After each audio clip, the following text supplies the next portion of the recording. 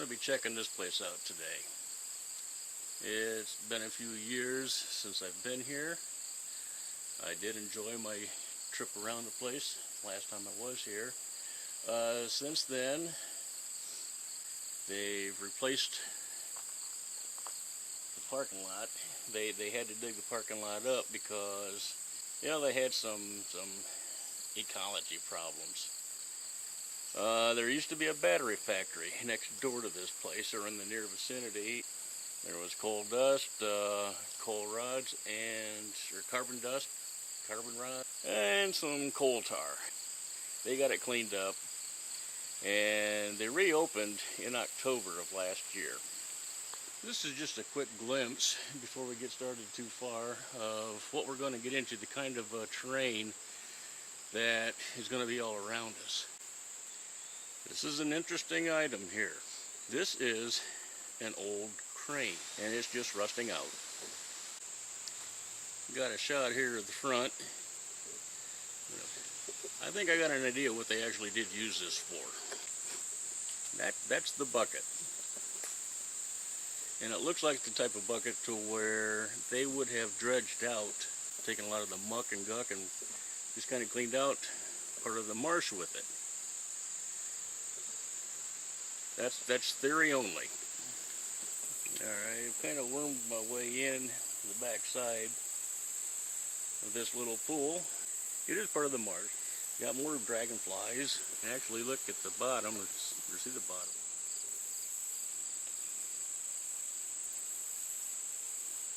But you can see the different algae and the grasses. Got the bull thistles in full bloom. Black-eyed Susans there. Well, this is fun. Looky what we find. We've got a sunken rowboat back in there.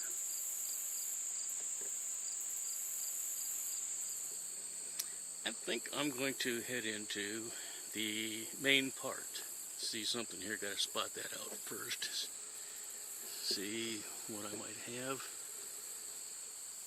Can't tell if that's a turtle head just bobbing right there. Probably is. Gonna get into the main part of the marsh now. I'm gonna get on the boardwalk. Here's the trailhead. If you take a look at straight ahead, the path coming out, well, we're gonna come out that way. As it is, we're going to be going in there. Before we even really get started, we're on the path that I want. The unique thing about Springville Marsh is it is the last remnant of Big Spring Prairie. I believe it's the largest marsh in this part of the state. It's got, I believe, about 161 acres of area. It has abundant groundwater that is calcium rich. Ice Age species, plant species, and others that are newcomers provide a diversity to, for lack of a better term, the inventory of the flowering plants. The uniqueness of this marsh is it has survived despite the agricultural disruptions of the past. So enough of the history, let's get started. This is a huge tree. This is the remnant. It's obviously storm damage, but the entire root system was pulled up during one of the heavy storms we've had this year. You're going to see several of these along the boardwalk here. Most of these posts are going to give you little bits of information about the wildlife and or the habitat here at Springville Marsh. I'm going to stop here for a moment and explain something. I find it interesting. I made reference to this being a remnant of the Big Spring Prairie, and you're probably wondering what in the world are trees doing in a prairie? Trees don't belong in prairies. How can you call it a prairie? Well, I can say this. The trees were not invited. What happens is time progressed, and as the result of ditching and fires, waters receded, wind carried seed pods to exposed areas. They took root, and now we've got trees basically in a swampland. Cottonwoods and hackberries both require almost a constant water source throughout their growing periods.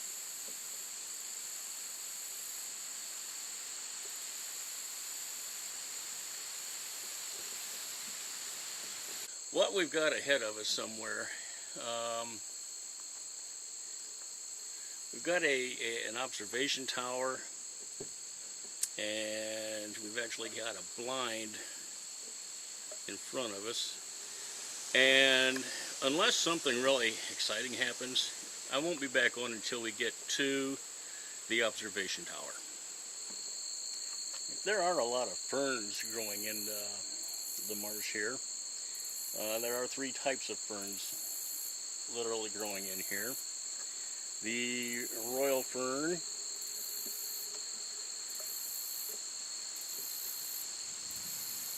the sensitive fern, and the marsh fern. The royal fern has large leaves that rise up to 5 feet from heavy rootstock. They form a tangled mat on the surface of a marsh.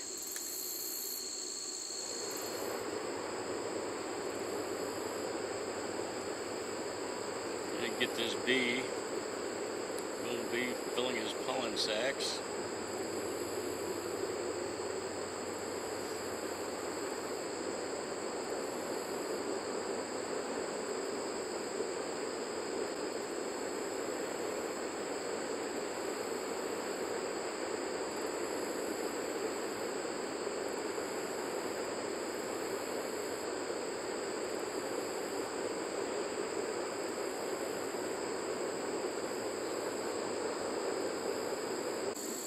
I'm going to zoom in on some goldenrod back there.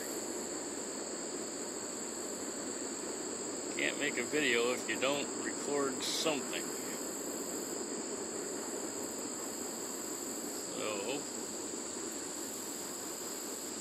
why not at least some good old-fashioned goldenrod?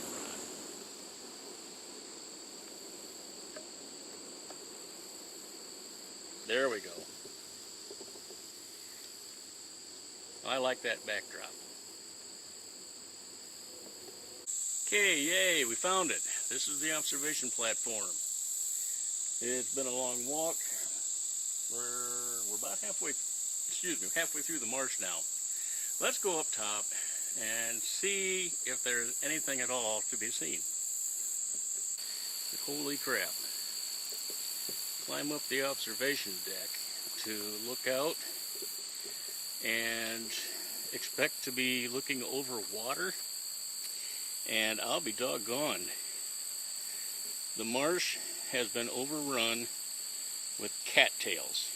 I'm hoping, it looks like beyond all hope right now, that when I get to the blind, let's just move on. Okay, I just spotted these. I don't know what they are. I don't know if I'll see them again along the trail, so I'm stopping to record these now, just in case I don't get another opportunity. I know the sun's really bad on that, and I apologize for that. I know better than that. I've been doing this long enough, but this is just an opportunity, you might say, for posterity. This is the great thing about Springville Marsh. Even though the 3rd week of August on is not necessarily the best or the ideal time to come and get songbirds, many of them have already taken off for their winter migration back to the warmer climates. But this kind of a pathway kind of gives it that old rustic character. Kind of appeals. I'm old school anyway, so this kind of thing appeals to me. When you stop and think, if I can frame that, there's one of those few moments. As a matter of fact, I'll be right back.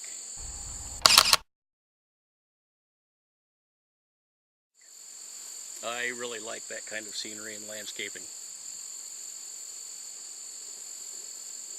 We're here, and I can see from here that if you try to put your face up to the viewing window, you're going to get poked in the eye. But this is the blind. This is a blind, and I can't find a more appropriate name for it.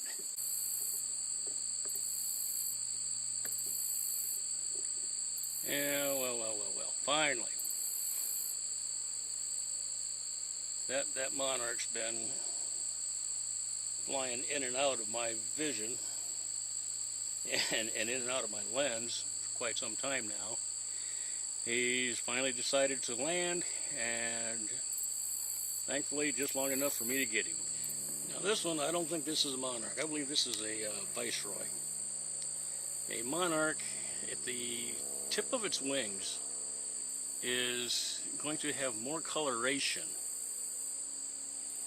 out there than what the viceroy does. Maybe this will shed some light, give you a little more insight on Springville Marsh.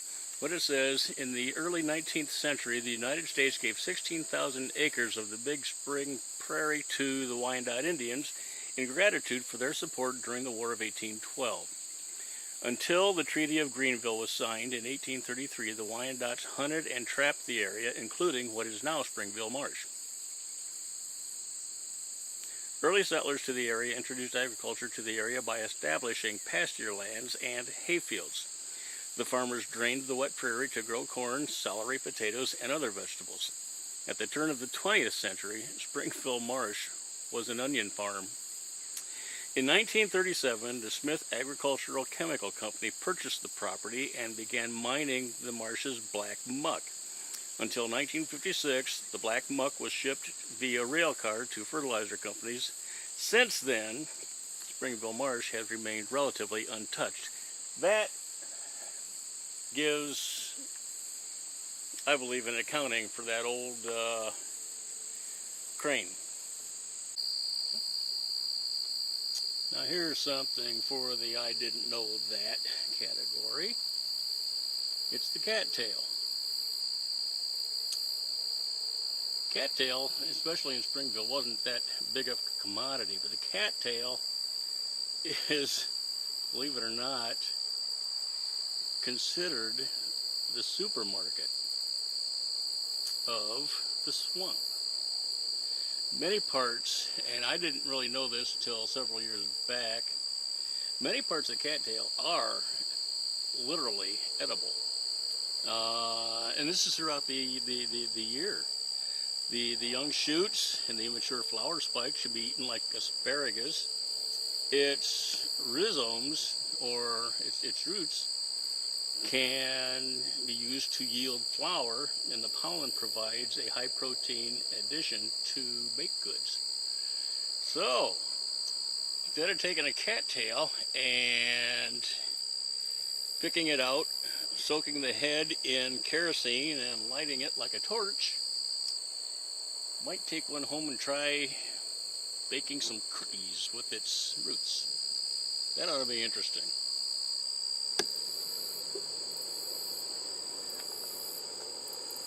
Alright, we're going to kind of pan around a little bit of a cattail section, and we're going to go from primarily cattails into the tall grasses that were talked about briefly at the beginning of the video. And you hear the train in the background.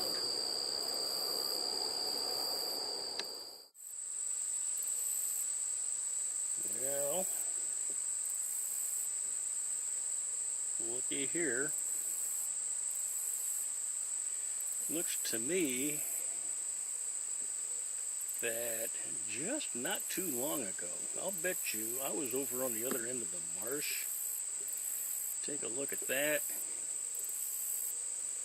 And it looks like something come up out of there and has walked up and down this section of the boardwalk, because those tracks have been splattered. Looks to me like it could have been a coon.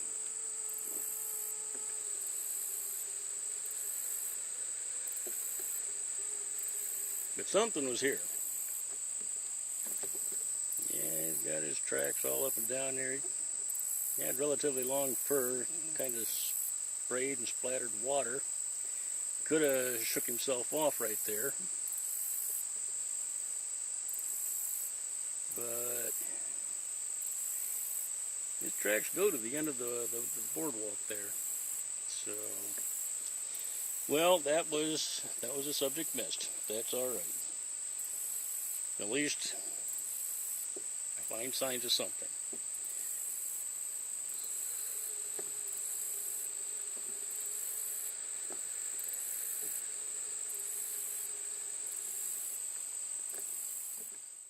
What we've got is a black swallowtail.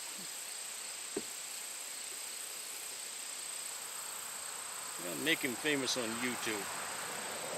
Black swallowtail. We're coming up to the end of the tour. Springville Marsh is still a good place to be. It's just, this is not the time of year to come out here. But anyhow, friends, I'm going to swing around. This is the way out. This is Springville Marsh in its prime for the year. It's really a beautiful place. The best time to come out is late spring, when the flowers are beginning to bloom, the songbirds have arrived. I would say late April, early May. Start making your way out here. I'm going to make a date to set up and come back out here next year. Until that time, my name is Jack. I do scout the outdoors, and I really do hope I cross paths with you sometime. Until then, for today, I'm Dunrovin.